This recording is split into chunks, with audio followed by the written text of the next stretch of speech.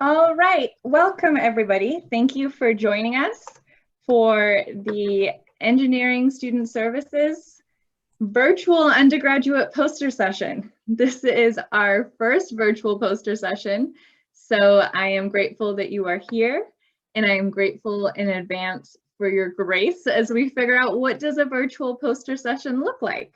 My name is Nicole McIntyre. I am the Manager of Transfer Success Initiatives for the College of Engineering. So I want to start briefly by just talking about what a poster session means. We have a lot of community college students on the call today, and y'all might not have had the opportunity yet to go to a poster session, especially in this virtual world. So in a pre-COVID life, we would have poster sessions on college campuses, at companies, and especially at conferences. And it would look like this photo on the bottom, a huge room packed with people. I don't know about you all, but that picture causes me a lot of stress now, having been in my home alone for 9 months. And they're really an interactive and informal way to learn about folks' research. Instead of going to a presentation where someone might talk at you for 30 minutes, you get to have one-on-one or small group conversations, as you can see in both pictures. So normally how that interaction would go is you'd walk up to someone, maybe introduce yourself and ask, what is your research about? And they would give you a quick overview of this poster they've made that explains the background of why they conducted that research, the methods, the results, and why these results matter. And the primary purpose would be to have a conversation. So you would ask them questions and you would discuss their research and the things that sound most interesting to you. And this might be intimidating, especially if you've read the abstracts for today's research, because our undergrads are doing very advanced niche research, but it's completely okay to be new to a topic. One of my big questions when I talk to a researcher is explain your research to me like I'm in 7th grade. It's a great learning opportunity for them, and it means they explain it at a level that I can understand as someone who's not an expert in their field. So that's really what we're trying to recreate today in a virtual context. We're going to start in this room by having each of our presenters give a 1-minute introduction to their poster, so you know what to expect, and you can find out which posters might be of the most interest to you. And then we're going to have a list of Zoom links, and you can jump around to much smaller meetings to see a slightly longer presentation from our poster presenters and to have that actual discussion. So this session will mostly be one-sided and short, about 15 minutes. And then we will go into smaller breakout rooms where we encourage you to turn on your camera, turn on your microphone, and have a conversation with these very impressive undergraduate students. If you have any questions about this, feel free to put them in the chat. And I'll share all the links in a minute. But first, we're going to run through in alphabetical order by last name, a quick 1-minute introduction to each of our posters. So I pass it over to you, Eileen.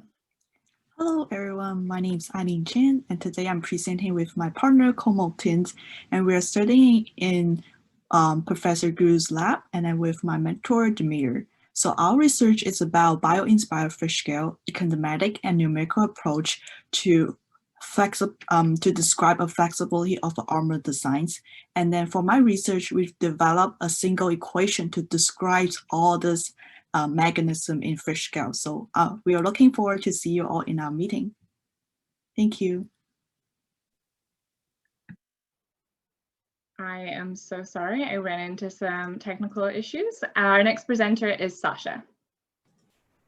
Okay, I've been doing my research for a nonprofit organization focused on the financing of sustainable infrastructure. Specifically, I've been looking at modeling HVAC technology and figuring out the cost savings from switching from a fossil fuel combusting furnace to certain HVAC technologies that can be more energy efficient and provide a lower electricity bill. And we've also computed some environmental metrics to see if that switch can also provide a dent in climate change. So I hope you join the breakout room and learn more. And for those that aren't familiar, can you just let us know what HVAC stands for? So sorry, my bad. HVAC stands for heating, ventilation, and air conditioning. Awesome, thank you. Sharjeel? Oh, well, hello, everyone. I'm Sharjeel, and the topic of our research is composite topology optimization. Traditionally, concrete structures are uniformly reinforced regardless of the loading conditions, which puts a limit on their performance. It also increases labor and material cost. Hence, to increase the performance and to be cost effective, it is important that we optimize how we use the steel and concrete in structures. This is exactly what we're doing in our research. We are optimizing the placement of steel and concrete with varying loading conditions. Preliminary results show considerable increase in performance while reducing the cost.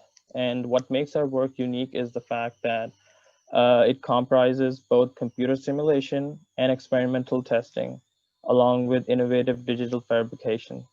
So if you find our work interesting, please join me in the Zoom meeting to discuss more about it. Thank you. Kathy? Hi, I'm actually Neil, and I'm here with my wonderful partner, Kathy. So we're super excited to share our progress developing shape-morphing piezoelectric materials with you, which we've been doing in Professor Craig's Gu's lab. Essentially, what we want to do is we want to develop a system where the two-dimensional structure of a bulk material is something that we can quickly and simply alter with electrical stimuli. We began by looking at our model in one dimension, looking at bending in simulation in ANSYS, trying to lower our radius of curvature as low as we can, ultimately getting to about 2 meters in a pretty reasonable model. And what we're doing right now is we're trying to look at introducing that second dimension of curvature to get full shape morphing behavior. Really hope that you can join our Zoom room, and we hope to share progress with you soon. Thanks. Reed? Hi, everyone. I'm Reet Mishra, and I'm working on computational biology research, specifically to improve the understanding of Pompe disease. And I'm doing this in the Brenner Lab at UC Berkeley. And so Pompe disease is a rare and often fatal genetic disorder. And a major concern of Pompe disease is that there are treatment options, but early detection is very hard. And the reason for that is that there are a lot of mutations that cause, the mutations that cause Pompe disease are unknown. And so clinicians often have a hard time figuring out whether mutation is disease causing or not. And this is where computational algorithms can help fill in the gap and accelerate these discoveries. But a major discourse in the field is how reliable these methods actually are and how well can they actually predict whether mutation is disease causing or not. And so in the past year and a half, I've been working on assessing and evaluating these algorithms specifically for this disease and working on creating a standardized assessment procedure that can hopefully lead to a greater understanding of the disease and improve the clinical practice and treatment for early detection.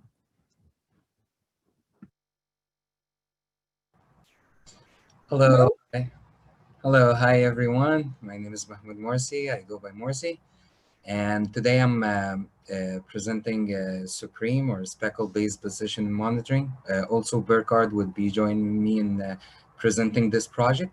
So what we've done is that we developed a new technique of high precision monitoring technique that is comparable to interferometers. So we ran simulations. It started last summer at LBL, and we ran simulations. We proved that this method can obtain an absolute measurement down to 10 nanometer RMS. And this semester, we're actually building the instrument with the goal of having a feedback system based on it. So hopefully you guys join me in the breakout room and we'll talk more about it. Thank you.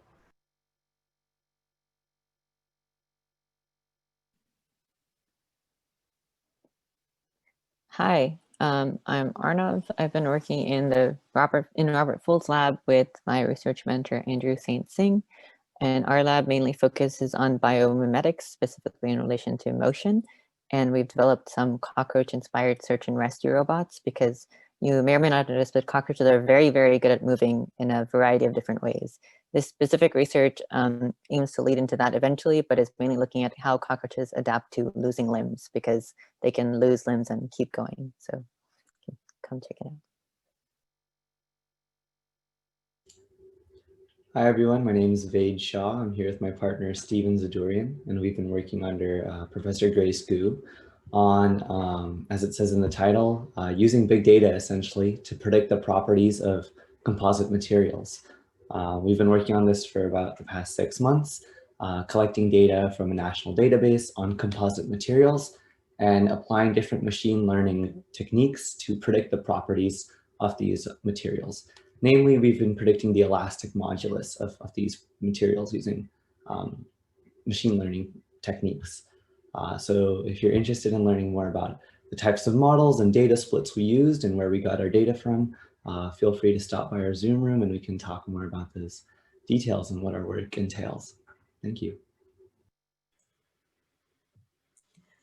Yeah, hi everyone, I'm Max Sun. I'm from Mechanical Engineering Department. My research has been conducted in Professor Hayden Taylor's Design for Nanomanufacturing Lab. Since May, which was at the beginning of the pandemic, we have been thinking about the threatening of an uncleaned air, and probably everyone here have heard something about that COVID virus can not only be transmitted through big droplets, but also through aerosolized particles. So our research aimed to invent a low-cost and portable air ventilation system in the post-COVID age, or during the COVID age, really.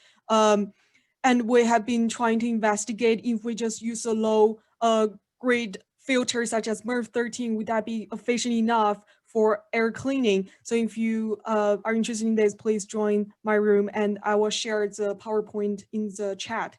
Thank you.